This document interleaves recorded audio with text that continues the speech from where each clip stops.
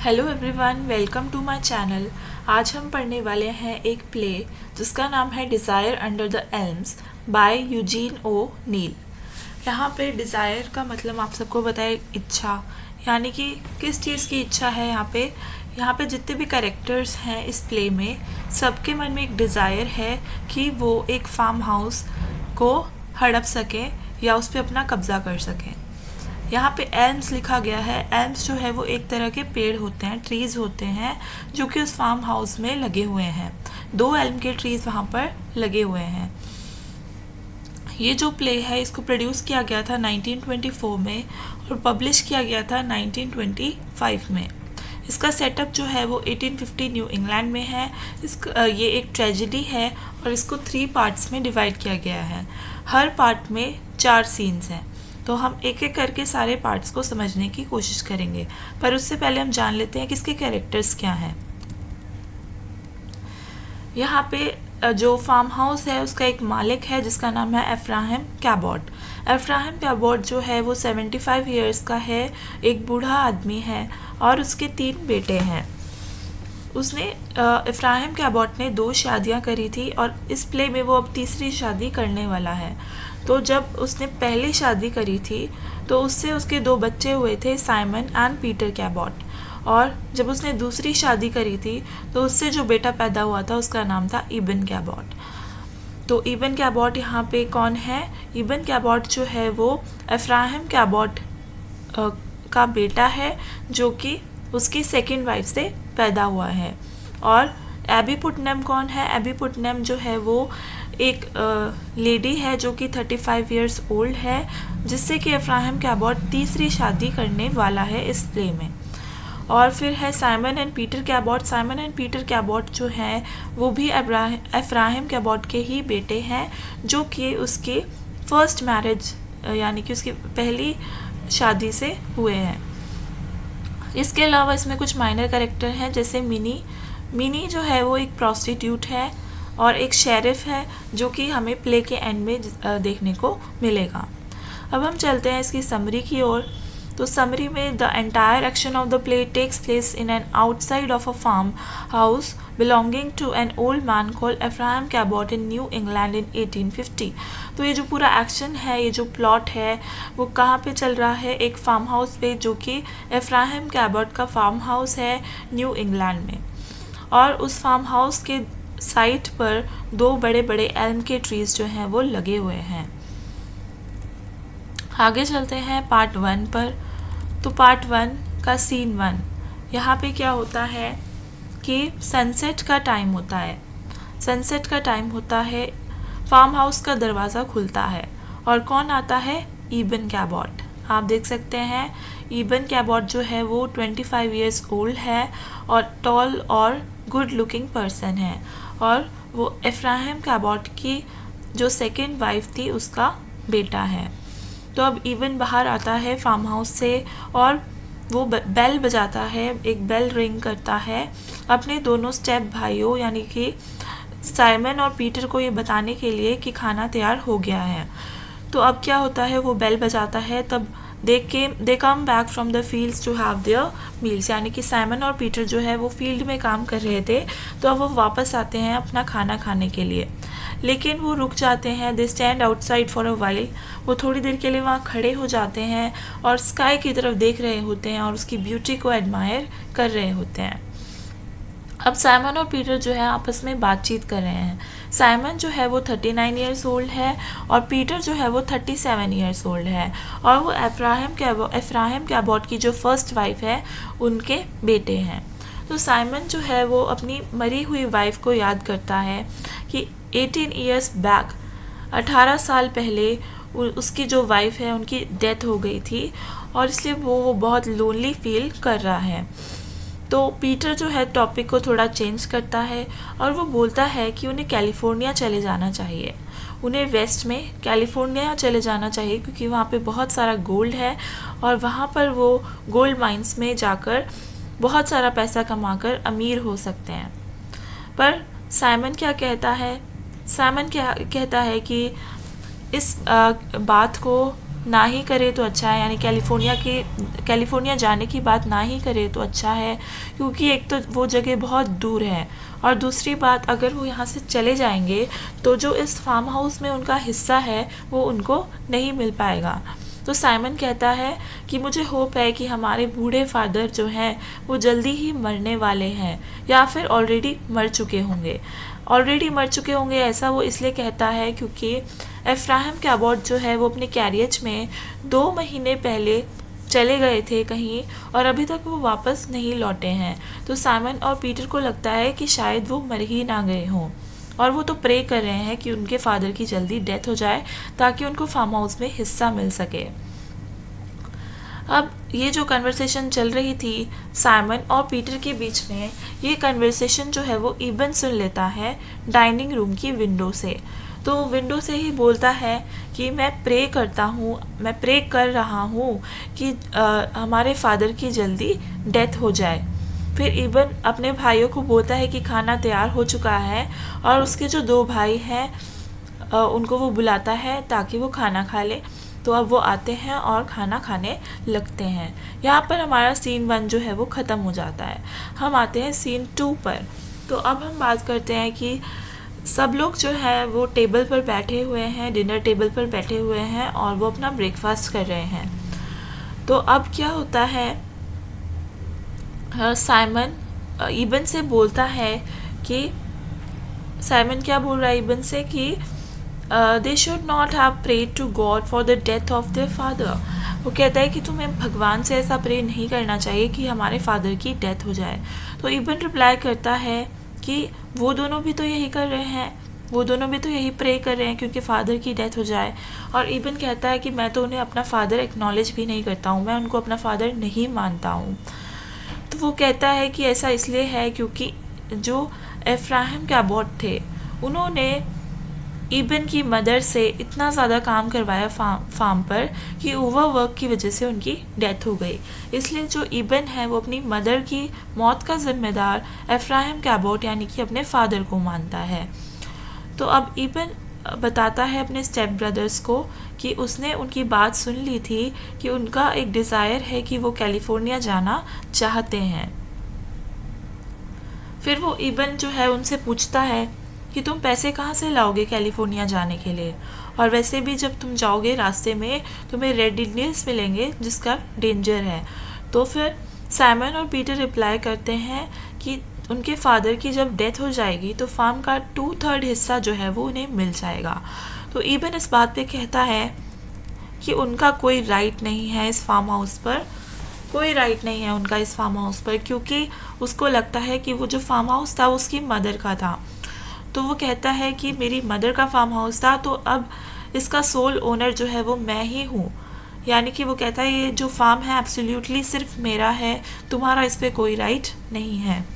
तो साइमन और पीटर इस बात को रिफ्यूज़ कर देते हैं कि हम इस बात को नहीं मानते कि ये तुम्हारा ही फार्म हाउस है। वो बोलते हैं कि तुम्हें हमसे क्या प्रॉब्लम है, क्या दिक्कत है तुम्हें हमसे। तो इबन कहता है कि जब हमारे फादर यानी कि एफ्राहम कैबॉट इतनी क्रूएलिटी दिखा रहे थे उनकी मदर के प्रति, यानी कि उनको एक स्लेव की तरह उनसे काम करवा रहे थे जिसकी वजह से उनकी डेथ हो गई, तो साइमन और पीटर ने अपने फादर को बिल्कुल भी अपोज नहीं किया। तो इबन इस बात से नाराज़ है, और इबन कहता है कि वो ज़रूर फ्यूचर में एक अपॉर्चुनिटी ढूंढेगा ताकि वो अपने फादर को रियलाइज़ करा सके कि वो कितने क्रूअल थे उनकी मदर के प्रति। अब पीटर और साइमन आपस में बात करते हैं। तो पीटर साइमन से पूछता है कि क्या उसे कोई आइडिया है कि कहाँ चले गए हैं उनके फादर। तो साइमन कहता है कि जब वो जा रहे थे तो उन्होंने बोला था कि वो एक मतलब वो बहुत मिजरेबल और बहुत लोनली फील कर रहे हैं, इसलिए वो गॉड का मैसेज सुनने के लिए यहाँ से जा रहे हैं। तभी इबन जो है वो घर से बाहर जाने के लिए तैयार होता है। फिर पीटर पूछता है इबन से, क्या पूछता है कि तुम कहाँ जा रहे हो, विलेज जा रहे हो प्रोस्टिट्यूट मिनी के पास। मिनी दोस्तों एक प्रोस्टिट्यूट है जिसके पास इबन जाया करता है। तो अब पीटर और साइमन रिवील करते हैं कि जो मिनी है उसको वो भी पसंद करते हैं, यानी कि पीटर और साइमन भी मिनी को पसंद करते हैं, और इवन जो उनके फादर हैं वो भी मिनी के पास जाया करते हैं। तो ये इन्फॉर्मेशन सुनकर इबन को बहुत ज़्यादा गुस्सा आ जाता है और वो कहता है कि I will smash Minny's face with my fist. वो कहता है मैं उसका मुंह तोड़ दूंगा। अब क्या होता है, यहाँ पर हमारा सीन 2 ख़त्म हो जाता है और सीन 3 स्टार्ट होता है। इबन जो गांव गया हुआ था वहाँ से वो वापस आता है और एक न्यूज़ लेकर वो आता है। पीटर और साइमन उस समय सो रहे होते हैं, वो उनको जगाता है और बोलता है कि वो एक बहुत ज़्यादा इम्पॉर्टेंट न्यूज़ लेके आया है। वो इम्पॉर्टेंट न्यूज़ क्या होती है कि उनके फादर जो हैं वो तीसरी शादी कर रहे हैं। अब जब वो तीसरी शादी कर रहे हैं तो ये बात सुनकर साइमन और पीटर को बहुत धक्का लगता है। वो बिल्कुल शॉक हो जाते हैं और बिलीव करने से मना कर देते हैं कि नहीं, ये बात सच नहीं है। आगे क्या होता है कि पीटर कहता है कि अब तो सारी प्रॉपर्टी उस वुमेन को चली जाएगी जिससे उनके पिता ने शादी की है। तो वो कहता है अब यहाँ पे रहने का कोई फ़ायदा नहीं है, हमें यहाँ से कैलिफोर्निया चले जाना चाहिए। तो इबन जो है उनको एक सजेशन देता है कि मैं तुम्हें $300 दूंगा और इसके बदले में तुम्हारा जो शेयर है फार्म का वो तुम मुझे ट्रांसफ़र कर दो। तो अब पीटर जो है वो सोचता है कि इबन पैसे कहाँ से लेके आएगा। तो इबन कहता है कि वो जानता है कि उसके फादर की मनी कहाँ छुपाई गई है और अब वो वहाँ से पैसे निकालकर पीटर और साइमन को दे देगा।